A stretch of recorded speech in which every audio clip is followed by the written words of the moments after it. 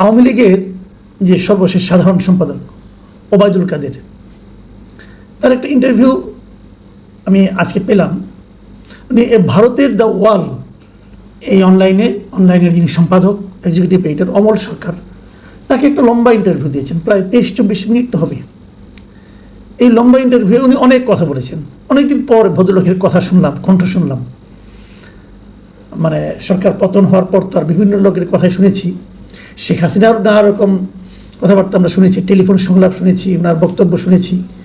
কিন্তু ওবায়দুল কাদের সাহেবকে মনে হয় দেশের অনেক মানুষ খুব মিস করছিলেন, কারণ ওনার কথায় প্রচুর লোক যখন ওনার ক্ষমতায় ছিলেন, প্রচুর মানুষ যখন ওনার কথা শুনে বিমল আনন্দ পেতেন যে এই লোক বলে কি, কীভাবে কথা বলেন, ওনার বাচনভঙ্গি, শব্দ চয়ন সবগুলোই ছিল এক একজনের কাছে এক এক ধরনের মানে বিনোদনের একটা মাধ্যম। সেই ওবায়দুল কাদের সাহেবের আবার একটা মানে আপনার টেলিফোন ইন্টারভিউ ছিল, এটা কোনো ভিডিও ইন্টারভিউ না, অডিও ইন্টারভিউ। সেটা শুনলাম। আপনি ওনাকে পছন্দ করেন আর না করেন যাই হোক, কিন্তু ওনার ব্যাপারে কিন্তু আগ্রহটা সবারই আছে যে ভদ্রলোক এখন কি বলে দেখি। এটা এই কারণে যে আরেকটা কারণ ছিল ওই কারণে যে আমরা শুনেছি উনি প্রায় 3 মাস দেশে ছিলেন। এই 3 মাস কোথায় ছিলেন, কিভাবে ছিলেন, কার প্রশ্রয়ে ছিলেন, কার আশ্রয়ে ছিলেন, এগুলো একটু জানার আগ্রহ কিন্তু অনেকের মধ্যে আছে।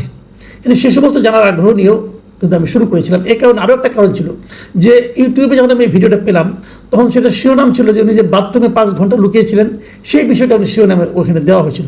তাই আমি ভাবলাম যেহেতু বাথরুমে 5 ঘন্টা লুকিয়েছিলেন, পরবর্তী 3 মাস কোথায় ছিলেন সেই প্রসঙ্গটা হয়তো আসতে পারে। বাট আনফর্চুনেটলি ওই প্রসঙ্গে উনি কিছুই বলেননি। যারা ওনাকে আশ্রয় দিয়েছেন, তাদের কাছে রেখেছেন, তাদের জন্য এটা অবশ্যই সুখবর, কারণ তারা কোনো বিপদে পড়বেন না, ওই ব্যাপারে উনি কিছু বলেননি। এখন এই ইন্টারভিউর কিছু কিছু অংশ আমি আপনাদেরকে একটু নিয়ে আলোচনা করতে চাই আপনাদের সঙ্গে। এটা আলোচনা করার এই কারণ, আপনাদের বলবেন যে এই দলটা তো কার্যক্রমে নিষিদ্ধ, ওবায়দুল কাদের রাজনৈতিক ভবিষ্যৎ কিছু আছে কি না এটা নিয়ে অনেক সন্দেহ আছে। আমি তো মনে করি ওনাদের আর কোনো চান্স নাই আসলে। মানে এই লেয়ারের যারা ছিলেন, ওনার মতো যারা ছিলেন, এদের আমি মনে করি না বাংলাদেশের রাজনীতিতে এদের আর কোনো সুযোগ আছে। ওনার যে মূল নেতৃত্ব তারও কোনো সুযোগ আছে কিনা আমি বলতে পারবো না, আমার মনে হয় না। শেখ পরিবারের কারো সুযোগ আছে কিনা আমি তাও মনে করি না, এবং আমি মনে করি থাকা উচিত না, কারণ লুটপাটের সঙ্গে শেখ পরিবার যেভাবে জড়িত ছিল এটা ভয়ঙ্কর অবস্থা। এবং আরও ইন্টারেস্টিংলি আপনি দেখবেন আপনারা এত লোক গ্রেপ্তার হয়েছে, মানে এই কেন্দ্রীয় নেতৃবৃন্দের কিন্তু ম্যাক্সিমামই গ্রেপ্তার হয় নাই, এবং শেখ পরিবারের একজন লোকও গ্রেপ্তার হয় নাই। এটা অদ্ভুত একটা ব্যাপার। যাই হোক, অনেকে প্রথম ধারণা করেছিল এরা বোধ হয় সেনাবাহিনীর এখানে লুকিয়েছিল, সেনাবাহিনী যে 626 জনের কথা বলেছিল সেখানে হয়তো ছিল। কিন্তু পরে আমরা দেখলাম যে সেনাবাহিনী যে তালিকাটা দিল সেই তালিকাতেও কিন্তু আমি এদের নামটাম খুব একটা দেখলাম না, ওবায়দুল কাদের নাম তো সেখানে নাই। যাই হোক, আমি এবার ইন্টারভিউটা নিয়ে আসি। ইন্টারভিউতে বেশিক্ষণ বলা যাবে না, আমি সংক্ষেপে যতটুকু পারি কয়েকটা ঘটনা সম্পর্কে আলোচনা করি। প্রথমেই উনি একটা গল্প বলেছেন, আমার কাছে গল্পটা খুবই হাস্যকর ঠেকেছে। গল্পটা উনি বলেছেন যে উনি ওনার যে বাসভবন আছে তার পাশে একটা বাসায় লুকিয়েছিলেন, তারপরে সেখানে কয়েকজন ছেলেরা গিয়েছিলেন, উনি এবং ওনার স্ত্রী বাথরুমে লুকিয়েছিলেন। ছেলেরা তাকে দেখে প্রথম নাকি তারা আক্রমণাত্মক ছিল, তারপর ওনাকে দেখে নাকি তারা নাকি অন্যরকম হয়ে গেল, এবং তারা তাকে চেনার পর নাকি তারা তার প্রতি খুবই সহানুভূতিশীল হলো, এবং তার সঙ্গে সেলফিতে ছবি তুললো এবং তাকে একটা গাড়িতে উঠিয়ে দিল। এইটুকু আমার কাছে মনে হয়েছে ভাই পুরো একটা বানানো গল্প। ওই দিন যে পরিবেশ ছিল, ওই দিন যে মানুষের মনে যে ক্রোধ ছিল, সেই ক্রোধ যদি শেখ হাসিনার প্রতি থাকে, শেখ হাসিনার চেয়ে দ্বিতীয় যার প্রতি ক্রোধ ছিল এই লোকটা হলো এই লোকটা, এই ওবায়দুল কাদের। তো তাকে দেখে ছেলেরা ওখানে দিন সেলফি তুলেছে, মুগ্ধ হয়ে গেছে, এটা ইম্পসিবল। এমনকি আমি ছাত্রলীগের, আওয়ামী লীগের অনেক লোকজনের কথা জানি যারা নাকি তাদের অপছন্দের শীর্ষস্থানে ছিল ওবায়দুল কাদের। তো 1-2 জন তাকে ভালোবাসতে পারে, কোনো সমস্যা নাই, কিন্তু 7 জনের মধ্যে 7 জনই তাকে কিছু বলবে না। তাকে মাস্ক পরিয়ে, তারপরে ওদের মতো পোশাক পরিয়ে নিয়ে যে বাইরে করে নিয়ে যে একটা ইজি বাইকে তুলে দেওয়ার পর দূরে কোথাও নিয়ে যাবে, দূরে কোথায় নিয়ে গেলো তার বলে নাই, সেটা উনি আর বললেন না। কোথায় ছিলেন, কি সমাচার, ভাই এত সহজ না। ওই সময় বাস্তবতা আমরা তো দেশে ছিলাম, আমরা জানি। এটা একটা পুরোটা একটা গল্প আমার কাছে মনে হয়েছে। এই গল্পটা খুব একটা মানুষ খেয়েছে বলে আমার কাছে মনে হয় না। আমি কমেন্টও যদি দেখলাম, অনেকে কমেন্ট করেছেন এটাকে তারা গল্প হিসেবেই অভিহিত করেছেন। তারপরে যেটা নাকি একটা ভয়ঙ্কর তথ্য, সেটা হলো গিয়া যে উনি বলেছেন উনি যে বাংলাদেশে 3 মাস ছিলেন, এই 3 মাসে নাকি ওনার একটা উদ্দেশ্য ছিল। সেই উদ্দেশ্যটা কি, যে ওখানে থেকে কিছু করা যায় কিনা। ওই সময় বিভিন্ন শ্রমিক বিক্ষোভ হচ্ছিল, গার্মেন্টস শ্রমিকদের বিক্ষোভ হচ্ছিল, এইগুলি থেকে উনি ভেবেছেন যে কিছু করা যায় কিনা, মানে এই বিক্ষোভগুলিকে পুঁজি করে উনি হয়তো কিছু একটা করতে চেয়েছিলেন। কিন্তু সেটা পরে দেখলেন যে এটা আর হবে না, ওনার শারীরিক অবস্থাও খারাপ। তবে শেখ হাসিনার সঙ্গে যোগাযোগ করেছেন, তিনি নাকি বলেছেন যে তোমার তো শারীরিক অবস্থা খারাপ, তুমি বাইরে চলে আসো, এবং তারপরে উনি বাইরে চলে আসছেন। মানে বিষয়গুলোকে এত ইজিভাবে উনি দেখাচ্ছেন। তবে মতলব যে একটা ছিল বোঝা গেছে, যে ওই শ্রমিকদের অসন্তোষ, সেই অসন্তোষের পেছনে আবার ওনার ভূমিকা ছিল কিনা অথবা ওনাদের কারো ভূমিকা ছিল কিনা সেটা উনি আবার ক্লিয়ার করেন নাই। ওই শ্রমিক অসন্তোষটাকে কেন্দ্র করে উনি কিছু মানে আরও বেশি কিছু একটা করার চেষ্টা করেছিলেন। মতলবটা খারাপ ছিল, বোঝার কোনো অসুবিধা নাই। তো সেই খারাপ মতলব নিয়ে উনি কয়েকদিন বসেছিলেন, তারপরে এক সময় বিদেশ ছেড়ে চলে গেলেন। 3 মাস পরে দেশ ছেড়ে যাওয়াটা এটা এত সহজ না ভাই। দেশ ছেড়ে পালাতে যে অনেকেই ধরা খেয়েছেন। উনি কীভাবে কোন সীমান্ত দিয়ে দেশ ছেড়ে পালালেন এটা জানার খুব আগ্রহ ছিল, সেটা জানতে পারলাম। এই দুইটা আগ্রহ আমার মেটেনি, উনি কীভাবে পালালেন, আর 2 নম্বরটা হলো কার আশ্রয়ে 3 মাস ছিলেন। আমি মনে করি সরকারের উচিত হবে এটাকে খুঁজে বের করা, যে কার আশ্রয়ে 3 মাস ছিলেন এবং তাকেও সাজার আওতায় আনা। কেন তাকে আশ্রয় দিলেন এবার? কারণ উনি তখন মামলার আসামি অলরেডি, কাজে এটা তো আর ঠিক হয়নি। উনি নিজের আত্মপক্ষ সমর্থন করেছেন, বলেছেন উনি কোনো মানে ভুল ত্রুটি ওনার থাকতে পারে, উনি বলেছেন ভুল ত্রুটি থাকতে পারে, তবে আমি কাজ করেছি, আমি কোনো চাঁদাবাজি করিনি, কমিশন খাইনি, পার্সেন্টেজ নেইনি। মানে আমার তো মনে হয় এগুলি সবগুলি 100-এর উপরে 150% মিথ্যা কথা। উনি চাঁদাবাজি করেননি, উনি পার্সেন্টেজ খান নাই, কোনো কিছু করেন নাই। ওনার হাতে 30 লাখ টাকা দামে ঘুরে আসে কোথেকে? তো 1-2টা না, অনেকগুলি ঘুরি। ওনার চাল চলন জীবনযাপন যা ছিল ওটা কি তার বেতনে কভার করে? হ্যাঁ, এগুলি মানুষের কী বোঝায় ভাই? আপাদ মস্তক করাপ্ট একটা লোক, আপাদ মস্তক করাপ্ট লোক।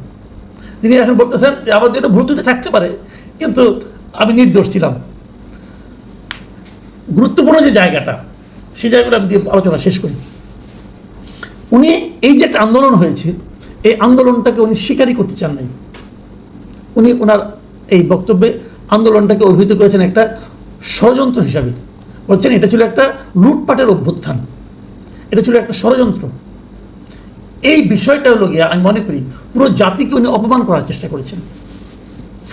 আমার ধারণা যে এই আন্দোলনটা আমার বিবেচনায় এটা একটা স্বতঃস্ফূর্ত গণ অভ্যুত্থান ছিল, যাতে দেশের আপামর জনগণ জড়িত ছিল।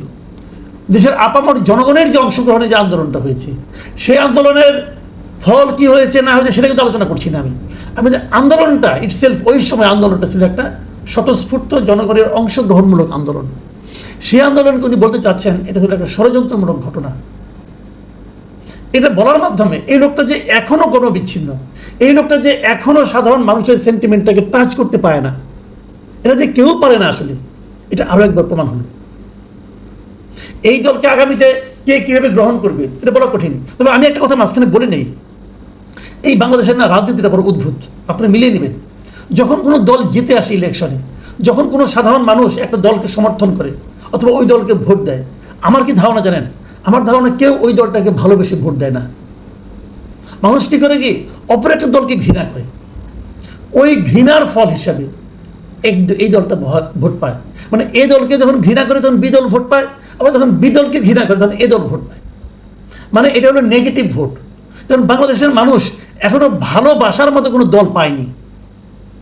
এটা হলো সবচেয়ে বড় ট্র্যাজেডি আমাদের জাতি হিসাবে, এটা আমি মনে করি, এটা আমার ধারণা। তো সেখানে হয়তো আগামীতে আওয়ামী লীগের প্রতি মানুষের একটা সিম্প্যাথি থাকতেও পারে, বাড়লে বাড়তেও পারে, আমি জানি না। কিন্তু 5ই আগস্টের সময় যে ঘটনাটা, ওই ঘটনাটা যে আওয়ামী লীগের ভুল ছিল, এই কথাটা যতদিন পর্যন্ত আওয়ামী লীগ স্বীকার না করবে, ঘটনা মানে ওই দিনের ঘটনা না, এর আগের ধারাবাহিক 3টা নির্বাচন যে আওয়ামী লীগ অন্যায় করেছে, এই জাতির সঙ্গে অন্যায় করেছে, মারাত্মক অন্যায় করেছে, জাতিকে নির্বাচন থেকে বঞ্চিত করেছে, এই ভুলগুলি যতদিন আওয়ামী লীগ স্বীকার না করবে ততদিন পর্যন্ত আওয়ামী লীগের পক্ষে এই দেশে আবার এসে রাজনীতি করার চেষ্টা করাটা আমি মনে করি একটা অসম্ভব ব্যাপার হবে। যাই হোক, তারপরেও উনি শেষভাগে বলেছেন উনি নাকি আশাবাদী।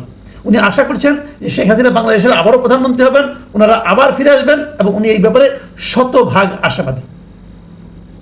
এখন ওরা আশাবাদীর কারণ যেটা উল্লেখ করেছেন সেটা ওইটাই, এই যে নেগেটিভ এই যারা আছে সরকারে তাদের প্রতি মানুষের আস্থা কমতেছে, অতএব তারা আসবে। ভাই এত সহজ না, এত সহজ না, এটা একটু সময় লাগবে। আমি একদম উড়িয়ে দিচ্ছি না, কিন্তু আপনারা যতক্ষণ পর্যন্ত এই নেতৃত্বের মধ্যে আছেন, আওয়ামী লীগ বলতে যতদিন মানুষের চোখে শেখ হাসিনা, শেখ পরিবার অথবা ওবায়দুল কাদের অথবা হাসান মাহমুদ এই লোকগুলোর চেহারা ভাসবে, ততদিন পর্যন্ত আপনারা ক্ষমতায় আসার জন্য, ফিরে আসার জন্য আপনারা আশাবাদী হতে পারেন, কিন্তু এই আশাবাদের কোনো ভিত্তি আছে বলে আমি ভাই মনে করি না, এটা সম্ভব না। তবে ওই যে ভুলের ব্যাপারটা, সেই জায়গাটা উনি একটা অদ্ভুত যুক্তি দিয়েছেন। উনি বলছেন যে আমি তো ভারতে বসে আছি, আমি ভারতে বসে কোনো ক্ষমা চাইবো, দেশে যে ভুলে যেন ক্ষমা স্বীকার করবো। তাহলে আপনি তো দেশে 3 মাস ছিলেন, তখন চাইলেন না কেন? অথবা দেশে ফিরে আসেন ক্ষমা চাওয়ার জন্য, আসেন, আপনি তো আশাবাদী মানুষ। আমি মনে করি আমাদের রাজনৈতিক দলগুলোর এই জায়গাটাই সবচেয়ে বড় ঘাটতি। আমাদের রাজনৈতিক দলগুলোর আত্মসমালোচনার কোনো ব্যবস্থা নেই। তারা কেউ আত্মসমালোচনা করে না, কেউ ভাবে না, কেউ বলে না যে আমাদের কি ভুল হয়েছিল, ভুলের জন্য কেউ ক্ষমা প্রার্থনা করে না। এই জায়গাটা যতদিন পর্যন্ত আমরা তৈরি করতে না পারবো, ততদিন পর্যন্ত এই দেশের রাজনীতিতে খুব বড় কোনো ইতিবাচক পরিবর্তন হবে এটা আমার কাছে মনে হয় না। আমি এখানে অনুরোধ করব, যারা এই ইন্টারভিউটা দেখবেন, যদি কেউ দেখেন আর কি, তাহলে দয়া করে এর কমেন্টে যে লোকজনের কথাবার্তাগুলোকে দেখে। এখানে অনেক লোক অনেক ধরনের কমেন্ট করেছে। অনেকে বলেছে, যেমন একজনকে একটা কমেন্ট করলাম, উনি বলছেন যে আপনার কথার ভারেই দল ডুবে গেছিল, আর এখন বিদেশে বসে উল্টাপাল্টা কথা বলে আমাদের বিপদ বাড়াইয়েন না। এই যে কথাটা বলেছেন যিনি, বোঝা যাচ্ছে উনি একজন আওয়ামী লীগ করেন, এবং উনি এটা বুঝতে পেরেছেন যে বাইরের এই সমস্ত নেতাদের কথাবার্তায় বাংলাদেশে যারা আওয়ামী লীগের নেতাকর্মী আছেন তাদের বিপদ বাড়া ছাড়া কমবে না। এই জিনিসটা আওয়ামী লীগের ওই করাপ্ট লিডাররা, করাপ্ট বলেন, ফেইল্ড বলেন, ব্যর্থ বলেন, পর্যুদস্ত বলেন, এই লিডাররা যত তাড়াতাড়ি বুঝবেন, ততই এই দেশের এই মানুষগুলো স্বস্তিতে জীবনযাপন করতে পারবেন।